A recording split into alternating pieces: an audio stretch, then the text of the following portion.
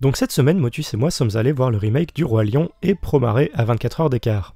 Et, à la base, j'avais pour intention de faire une double critique assez similaire en termes de format à celle d'un autre Benjamin qui habite la même ville que moi et bien plus populaire, où j'aurais consacré 1 minute sur le Roi Lion et passé le reste de mon temps à vous implorer d'aller voir Promare à la place. Et oui, c'est Promare et pas Promare comme je le prononcerai à la japonaise d'habitude. Oui, c'est très bizarre. En substance, cette vidéo sera toujours ça. Promare est un film fantastique qui mérite absolument votre soutien en salle, car aller le voir au ciné non seulement permet de soutenir directement et financièrement Trigger, X-Flag, Sanzigen et Eurozoom, mais ça permet aussi d'envoyer un message fort aux distributeurs de continuer leurs efforts de distribuer des films d'animation japonais, ou bien qui prennent des risques artistiques considérables, voire les deux. Mais en y réfléchissant, je me suis dit que voir coup sur coup Le Roi Lion et Promare était intéressant, puisqu'il montre deux philosophies vastement différentes, aussi bien d'un point de vue artistique que dans l'utilisation des images de synthèse. Et j'étais plus que content d'avoir fait ça. Oui, je suis content d'être allé voir le remake du Roi Lion, mais pas vraiment pour les bonnes raisons. Tant que j'y suis, voilà mon avis rapide sur ce remake du Roi Lion.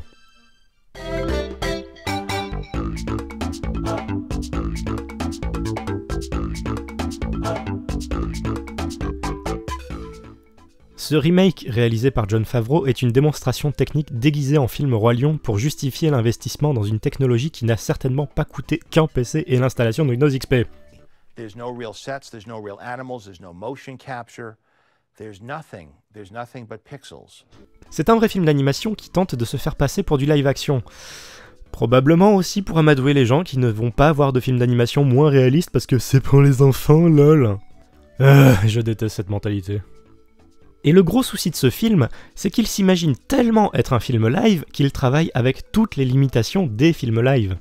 Là où un film d'animation plus traditionnel comme Promare peut se permettre de jouer avec les angles de caméra, créer des scènes littéralement surréalistes et peut totalement se libérer des règles de la réalité, le remake du Roi Lion va tellement assumer ses limitations de live action au point que ça devient inintéressant visuellement, ce qui est ironique au vu de la prouesse technique.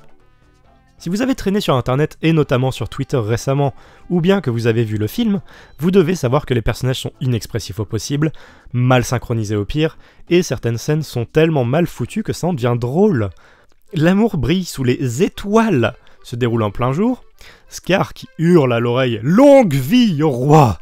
à Mufasa au lieu d'être discret et malicieux, sans compter toutes les autres chansons qui, niveau mise en scène, sont juste de simples travelling où les personnages marchent presque toujours en ligne droite, et c'est sans parler du fait que le film supprime quelques bonnes vannes de l'original, et niveau ajout, y a rien. C'est une reproduction minute par minute de l'original, mais en moins fun.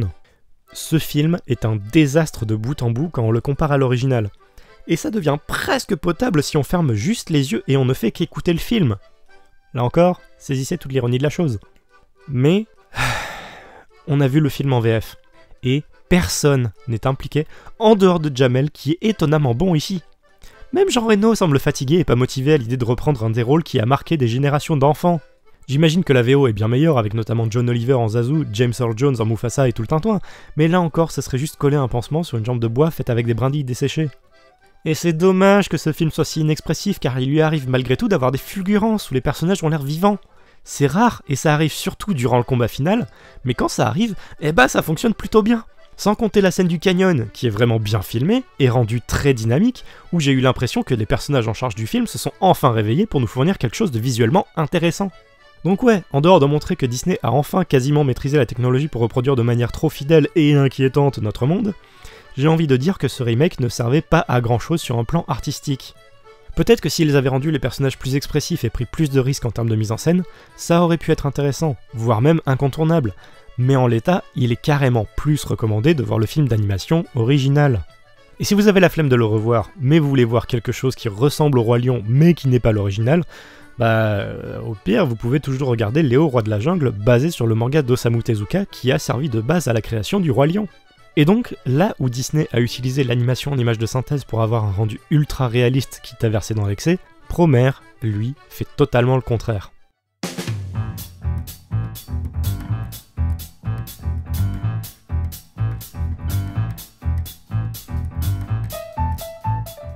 Petit moment making of.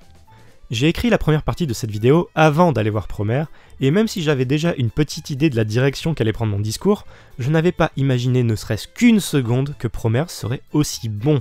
Genre, je m'attendais à ce que ce soit excellent. Mais c'était encore mieux que ça. Excellentissime, monstrueusement génialissime. Ouais, je pense que ça le décrit bien. Pour ceux qui ne connaîtraient pas, Promare est un film du studio Trigger, un studio d'animation japonais réputé pour être très expérimental dans les techniques d'animation utilisées et sans cesse à la recherche d'innovation. Ce studio est né grâce à d'anciens employés de Gainax ayant bossé pour des séries cultissimes comme Gurren Lagann. Sérieusement, Gurren Lagann est un des meilleurs animés de tous les temps, regardez-le. Ou bien FLCL. Ces employés ont donc fondé le studio Trigger et ont sorti de bons gros hits comme Kill la Kill, Little Witch Academia, Darling in the Franxx et l'an prochain Brand New Animal, qui, je sens, va être très très cool. Et, concernant Promare, j'étais déjà très impatient de le voir en sachant qui allait bosser dessus. Le trio magique Hiroyuki Imaishi, Kazuki Nakashima et Hiroyuki Sawano. Hiroyuki Imaishi et Kazuki Nakashima ont bossé sur Gurren Lagann et Kill la Kill, et Nakashima a même scénarisé le très fou Batman Ninja. Tandis que Hiroyuki Sawano est une légende dans le milieu car il a notamment composé les bandes-sons de Kill la Kill, L'Attaque des Titans, Seven Deadly Sins et Xenoblade Chronicle X. Et quand ces trois-là sont réunis, on sait d'avance que ce qu'ils vont produire va être complètement fou et très certainement entrer dans l'histoire de l'animation. Et Promare est complètement fou et va entrer dans l'histoire de l'animation, voire même sera très certainement étudié dans les écoles d'animation dans un avenir plus ou moins proche. Ce n'est pas de l'hyperbole, c'est juste dire à quel point ce film est révolutionnaire. Je ne vais pas trop m'étendre sur le scénario, car en parler serait spoiler, mais imaginez juste que 30 ans avant les événements du film, des gens se sont mis à spontanément avoir le pouvoir de contrôler le feu, et l'apparition de ce phénomène a fait que le monde a dû s'adapter. Ainsi, les pompiers sont devenus la force la plus reconnue et respectée au monde, et on suivra les aventures d'une unité semi-indépendante qui devra sauver la ville de la menace de ces étranges mutants pyromanes nommés les Burnish. En voyant les bandes annonces, je pensais que ce film serait à 90% animé en images de synthèse, et même si au final ça tourne plus aux alentours de 20%, surtout pour les scènes de combat, la transition entre l'animation 2D traditionnelle et 3D est presque souvent invisible. Même si à 2 ou 3 reprises ça se voyait un peu trop, ça reste dingue. Promare est un pur spectacle visuel avec un jeu sur les formes et une esthétique minimaliste hyper efficace. La palette de couleurs est grosso modo limitée à une dizaine de couleurs à tout péter, mais ce qu'ils en font relève du génie. Les scènes d'action sont un tel bonheur que j'ai passé mon temps avec un immense sourire sur la tronche et des étoiles dans les yeux, et passé la demi-heure qui suivait les crédits de fin à dire que je m'étais pris la plus grosse claque cinématographique de l'année. Cependant, plus j'y réfléchissais, plus les rares défauts que je lui trouvais remontaient. En gros, certaines scènes d'action sont un poil bordéliques et il peut être difficile de totalement comprendre ce qu'il se passe, même si ça reste jouissif à voir. Et le film dure un peu trop longtemps. Sans trop entrer dans les détails, disons juste que l'intrigue se relance pour une nouvelle demi-heure de film, là où il aurait pu totalement s'arrêter sans que l'on ne s'en plaigne. Dans un sens, plus de Promare n'est pas une mauvaise chose. Mais ce film est quand même assez long de base, et la déferlante quasi non-stop d'action et de hurlements à la shonen sous stéroïdes fait que l'on ressort physiquement rincé de la salle. Mais il ne faut pas que ça vous dissuade d'aller voir ce petit bijou. Comme je l'ai dit en intro, il faut soutenir ce genre de production hyper innovante qui prend tous les risques créatifs et financiers possibles et imaginables, surtout quand une boîte de distribution française prend elle-même énormément de risques à le distribuer en salle.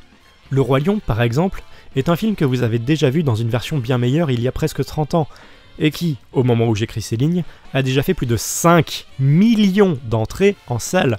Et j'ai dû modifier ce chiffre 2 fois dans les 3 jours qui m'ont pris à monter ce sujet. Là où Promare est le genre de film qui ressemble à aucun autre et qui en plus possède un message sous-jacent assez osé. On commence enfin à voir des films d'animation japonais à dose assez régulière en salle, avec rien que cette année les films My Hero Academia, Dragon Ball Super, Les Enfants de la Mer, Wonderland et Le Mystère des Pingouins, et c'est génial. Mais pour que ça continue, il faut malgré tout que l'on soit au rendez-vous. Il faut que l'on prouve que l'on veut ça chez nous, et pour ça, il faut aller en salle. En faisant ça, vous enverrez un message fort non seulement aux studios d'animation, mais aussi et surtout aux producteurs qui financent ce genre de films, ainsi qu'aux distributeurs, qui dans le cas de Rozoom font clairement ça plus par amour des bons films plutôt que pour surfer sur la vague, vu le nombre de flops qui se sont malheureusement tapés au fil des années alors que les films qu'ils distribuent sont presque systématiquement des pépites. En allant voir ces films, vous donnez à ces distributeurs les moyens d'acheter les droits d'autres films qu'ils pourront par la suite distribuer, et ils pourront continuer à prendre des risques créatifs plutôt que d'avoir à forcément se rabattre sur des films plus populaires pour éviter de couler. Et puis bon, c'est toujours plus agréable de voir des films d'animation aussi visuellement fous comme Promare sur un immense écran et en très haute définition plutôt que sur un pauvre écran d'ordi en 1080p, non ? Et c'est la raison pour laquelle il faut que vous alliez le voir au cinéma tant qu'il y est diffusé. Et si votre ciné local ne le diffuse pas, réunissez-vous avec d'autres fans d'animation de votre ville et demandez à votre cinéma d'en acquérir le master et le diffuser au minimum une semaine. C'est comme ça que l'on continuera d'avoir des films innovants, uniques et fous dans nos salles. Ou bien si vous regardez cette vidéo après le mois d'août, foncez le prendre en Blu-ray dès que possible. Dans tous les cas, allez voir Promare. Merci beaucoup pour avoir regardé cette vidéo jusqu'au bout. Comme vous l'avez remarqué, je crois que je me suis un peu trop fortement pris à ce jeu du YouTube Game. Vos réactions et vos retours me font extrêmement plaisir et je suis surpris de voir autant de feedback aussi rapidement. Cependant, ne vous inquiétez pas pour moi et ma santé. Le rythme va un peu plus ralentir dans les prochaines semaines. Après tout, si je passe mon temps à faire ça, comment est-ce que je vais pouvoir préparer les chroniques de l'Outre-Monde ? Et rassurez-vous, je ne vais pas non plus laisser la chaîne à l'abandon le temps que ma prochaine critique sorte. Pour le coup, je pense plutôt revenir en arrière et adapter au format vidéo les critiques de jeux que j'ai déjà pu essayer avant de lancer ce format, soit une vingtaine rien que pour cette année, donc largement de quoi combler les trous dans un avenir plus ou moins proche. Et j'ai aussi une certaine conférence que j'ai donnée il y a quelques temps à adapter au format audio, donc ça aussi ça pourrait être fun. Dans tous les cas, n'hésitez pas à partager mes vidéos, surtout celle-là parce qu'il faut vraiment que les gens aillent voir Promare. Vous abonner, mettre les pouces bleus, la cloche, tout le tintouin et tout ce qui pourrait aider la chaîne à continuer de grandir. Merci encore, et je vous dis à la prochaine. Ciao.